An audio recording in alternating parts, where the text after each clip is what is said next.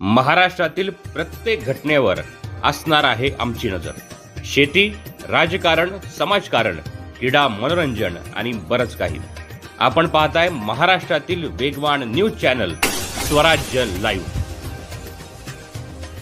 मुंबईतील बोट दुर्घटनेमध्ये 13 जणांचा मृत्यू झालेला आहे.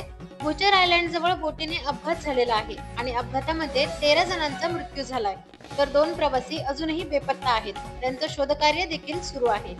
बोटीतील 98 पर्यटकांना वाचवण्यात यश आलेलं आहे. नीलकमल बोटीला अपघात होऊन त्याच्यामध्ये 13 जणांचा मृत्यू झालाय. मृतांमध्ये नेव्हीच्या 3 कर्मचाऱ्यांचाही समावेश आहे. मृतांच्या नातेवाईकांना 5 लाखांची मदत जाहीर करण्यात आली आहे. नेव्हीच्या स्पीड बोटीच्या टेस्टिंग वेळी ही दुर्घटना घडल्याचं समोर आलंय.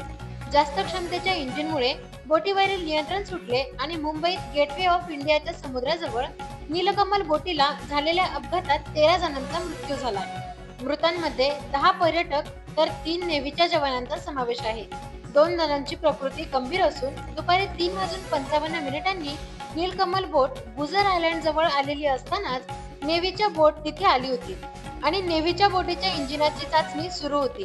जास्त क्षमतेच्या इंजिनामुळे ताबा सुटलेल्या बोटीने प्रवासी बोटीला धडक दिली.